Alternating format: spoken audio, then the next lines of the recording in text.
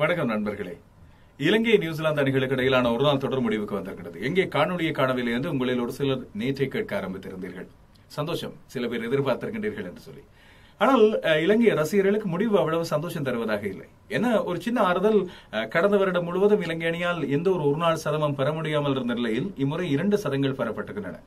தோல்விகள் கிடைப்பது சகஜம்தான். அதுவும் வெள்ளையடிப்பு நிகழ்ந்திருக்கின்றது நியூசிலாந்திலே வைத்து. இது எதிர்பார்த்து தான் நாங்கள் போயிருந்தோம் என்பது உங்களுக்கு எல்லாம் தெரியாத விஷயம் கிடையாது.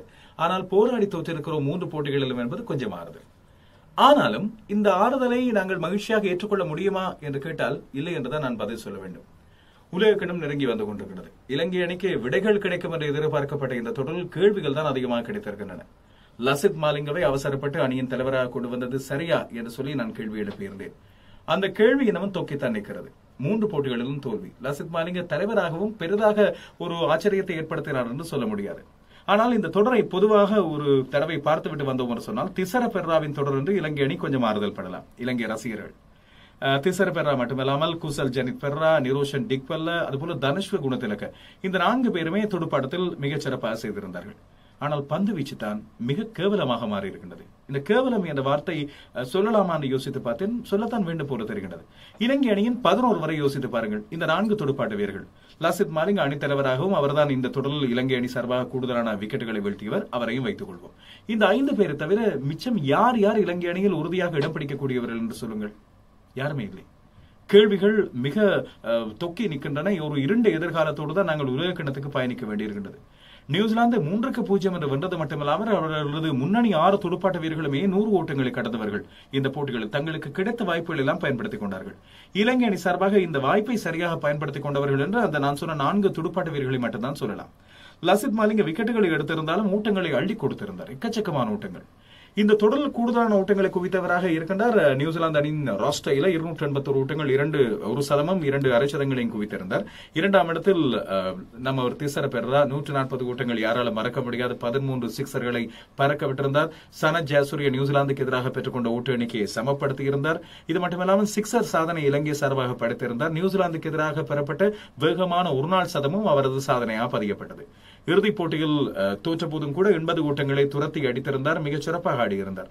அவரது ஃபார்மை இலங்கை அணி சரியாக பயன்படுத்திக் கொள்ள வேண்டும்.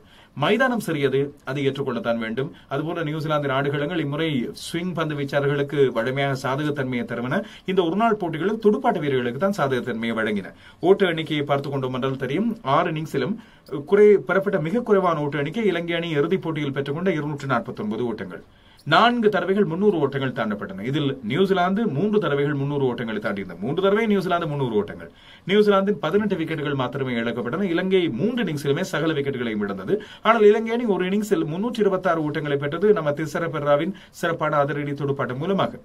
ஆனால் துடுப்பாட்ட வீரர்களை பொறுத்தவரையில் திசர் பெர்ரா மட்டும்தான் பிரகாசித்தார் என்று இல்லாமல் குசல் ஜனித் பெர்ரா ஒரு சதத்தை பெற்றுக் கொண்டார். அவர் 149 ஓட்டங்கள், தனுஷ்வ குணத்திலக 145 ஓட்டங்கள், டிக்வெல 131. இவர்கள் 3 பேருமே திசரவுக்கு அடுத்தபடியாக நம்பிக்கை தரக்கூடிய ஒரு துடுப்பாட்ட வரிசையை உருவாக்கி வைத்திருக்கின்றார்கள். மேத்யூஸும் சேர்ந்து கொண்டால் சரி. ஆனால் இன்னும் 2 துடுப்பாட்ட வீரர்களாவது தேவை. சந்திமால் தொடர்ச்சியான சரக்கல். குசல் மெண்டிஸ் கடந்த வருடம் முழுவதும் டெஸ்ட் போட்டிகளில் காட்டிய அத்தனை வித்துவத்தனத்தையும் இந்த ஒருநாள் போட்டிகளில் நிலைகுலைந்து போய் அவரது மனப்பாதிப்பு ஏற்படக்கூடிய வாய்ப்பு ஒன்று இருக்கின்றது. ஆஸ்திரேலியாவுக்கு எதிரான தொடரில் சில வேளைகள் அவர் டெஸ்ட் துடுப்பாட்டத்திலும் தடமாறக்கூடும். இந்த ஒருநாள் போட்டிகளில் பெற்றுக்கொண்ட குறைவான ஓட்ட பிரதிகளார். அதுபோல அசேல குணரட்ன மீண்டும் அவரை அணிக்குள் கொண்டு வந்தது எந்த விதத்திலும் இலங்கை அணிக்கு பலன் அளிக்கவில்லை. இன்னொருவர் தசுன் ஷானக், அவருக்கு ஒரே ஒரு வாய்ப்பு தான் கிடைத்தது. அதை சரியான முறையில் பயன்படுத்திக் கொள்ளவில்லை. எனவே இலங்கை தேர்வாளர்களுக்கு இப்பொழுது மிகப்பெரிய ஒரு குழப்பம் ஒன்று இருக்கின்றது. யாரை இனி அணிக்குள்ளே கொண்டு வர வேண்டும் என்று. சதீர சமர விக்ரம டெஸ்ட் குழாமில் தன்னை இப்பொழுதும் நிலைநிறுத்தி இருக்கின்றார். ஆஸ்திரேலிய தொடர் அவருக்கான வாய்ப்பை வழங்கலாம். பந்து வீச்சாளர்களை பொறுத்தவரையில் லசித் மாலிங்க அவர் கைப்பற்றி 7 விக்கெட்டுகளை தவிர இலங்கைக்கு நம்பிக்கையே கிடையாது. ஈஸ்வதியை பாருங்கள். இத்தனை அதிரடி துடுப்பாட்ட வீரர்கள் ஊட்டங்களை மலை போல குவித்த இந்த தொடரில் 5.16 இந்த எக்கானமி ரேட்டில் அவர் 8 விக்கெட்டுகளை வீழ்த்தி இருக்கின்றார். ஒரு நம்பகமான சுழல் பந்து வீச்சாளர். அதுபோல இப்போது ஃபேஷனில் இருக்கின்ற மணிக்கட்டு சுழல் பந்து வீச்சில் அவரும் நியூசிலாந்துக்கு ஒரு நம்பிக்கை கொடுக்கின்ற ஒருவராக இருக்கின்றார். நீஷம் மீள் வருகையை புரிந்திருக்கின்றார். துடுப்பாட்டத்திலும் கலக்கி அவர் துடுப்பாட்டத்திலும் 100 ஓட்டங்களுக்கு மேல் பெற்றுக்கொண்டு 6 விக்கெட்டுகளை வீழ்த்தி இருக்கின்றார். ஃபெர்கூசன் 6 விக்கெட்டுகள், அவரது வேகமும் கை கொடுக்க நியூசிலாந்துக்கு. இப்போது ஆனால் பாவன் ஜிம்மி நீஷம் மீண்டும் மீள் வருகை புரிந்து வந்தவருக்கு மீண்டும் ஒரு தடவை அதே உபாதை 2020 போட்டியில் விளையாட முடியாது. இலங்கை அணிக்கு உபாதைகள் ஒரு பக்கம் இருக்கட்டும், ஆனால் வீரர்களும் உபாதையை தான் ரசிகர்களுக்கு வழங்குகிறார்கள் என்பதுதான் ரொம்ப கவலைக்குரிய விஷயம். இப்போது இன்னொரு பக்கம் லசித் மாலிங்க, திசர பெரேரா ஆகியோருக்கு இடையிலான முருகல் பற்றி பேசப்படுகிறது. அணிக்குள்ளே இன்னும் ஒற்றுமை ஒன்று காணப்படவில்லை என்று சொல்லப்படுகிறது. இளைய வீரர்கள் கலக்கி வருகின்றார்கள் என்பது டிக்வெல்ல, தனுஷ்வ குணத்திலக்க, அதுபோல குசல் ஜனிபெரேரா போன்ற ஒரு நம்பிக்கை தருவதாக இருந்தாலும் இந்த மூத்த வீரர்களுக்கு இடையிலான பிளவும் ஒற்றுமையின்மையும் இலங்கை அணியை நீண்ட தூரத்துக்கு நல்லபடியாக அழைத்து செல்லாது. தேர்வாளர்கள் மட்டுமல்ல, ஸ்ரீலங்கா கிரிக்கெட்டின் நிர்வாகிகளும் இதில் தலையிட்டு ஏதோ ஒரு விதத்தில் இதை தீர்த்து வைக்க வேண்டும். பாருங்கள், நியூசிலாந்து வீரர்களை கண்டுபிடித்து கொண்டு வருகிறது. டீம் சைஃபர் என்ற விக்கெட் காப்பாளர் தான் வந்த முதல் போட்டிகளை பிடிகளை எடுத்து கலக்கியிருந்தார்.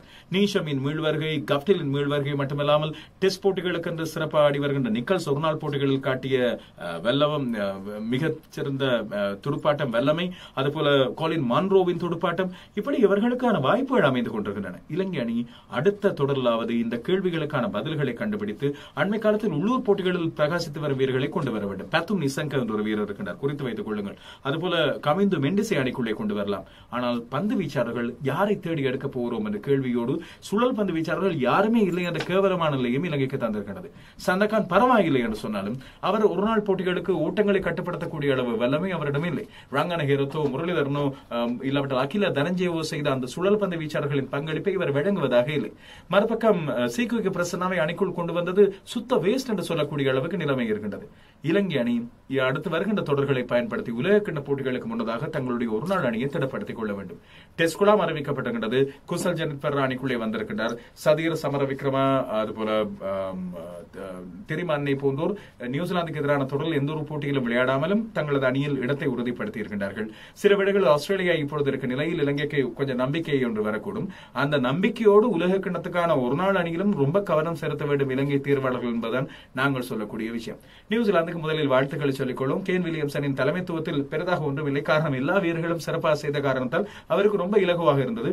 பிரஷர், எந்த அழுத்தமும் இல்லாமல் இலங்கை அணியை 3-0 என்று துவைத்தெடுக்கக்கூடியதாக இருந்தது. ஆனால் ஒன்று பாருங்கள், என்னதான் இருந்தாலும் இலங்கை அணி தோற்று போயிருந்தாலும் வழமையாக தலைக்குனிவோடு மண்டை வலியோடு நாங்கள் இருக்கின்ற நிலையை இலங்கை அணி தரவில்லை. திசர பெரேராவின் துடுப்பாட்டம் கொஞ்சம் கை கொடுத்திருந்தது. 16 சிக்ஸர்களை பறக்க விட்டிருக்கின்றார் அந்த தொடரில். எனவே அது மட்டுமல்லாமல் 15 நான்கோட்டங்கள். இவருக்கு அடுத்தபடியாக தான் ஜிமினிஷன் தொடக்கம் ஏனைய நியூசிலாந்து வீரர்கள்.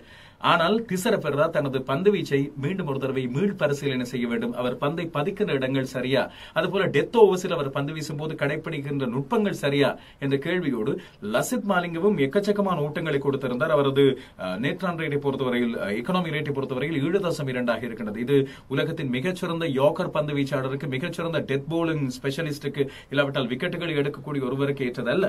அதுபோல இலங்கை அணி தன்னுடைய இடை ஓவர்களை வீசுவதற்கு, குறிப்பாக 20 தொடக்கம் 40 வரையான அந்த ஓவர்களை வீசுவதற்கேற்ற சரியான சுழல் பந்து வீச்சாளர்களையும் தேடி எடுக்க வேண்டிய கடப்பாடு இருக்கின்றது.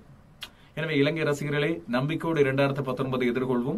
உலகக்கிண்ணம் வருவதற்கு முதல் இலங்கை அணியின் இந்த அணியில் நிறைய டக்கரிங் வேலைகளை தேர்வாளர்கள், அதுபோல மூத்த வீரர்களின் உதவியோடு செய்து முடிப்பார்கள் என்று நம்பியிருப்போம். காத்திருப்போம். இளைய வீரர்களும் புதிதாக வரட்டும். அடுத்த காணொலி வரும்போது இன்னும் சில சுவாரஸ்யமான விஷயங்களை உங்களோடு பகிர்ந்து கொள்வோம். எனவே இந்த காணொலி பிடித்திருந்தாலும் உங்கள் நண்பர்களோடு பகிர்ந்து கொள்ளுங்கள். உங்களது கருத்துக்களை எங்களுக்கு பின்னூட்டமாக பதிவிடுங்கள். உங்களது கருத்துக்கள் இன்னமும் இந்த காணொலிக்கு வலுவையும் கொடுப்பதோடு இன்னும் தொடர்ச்சியாக நாங்கள் நிறைய விஷயங்களை பேசக்கூடிய தற்செயலாக நான் சொல்லாமல் விட்ட விடயங்களை நீங்கள் தொட்டு காட்டுவதாகவும் அமையும். மீண்டும் சந்திப்போம். நன்றி.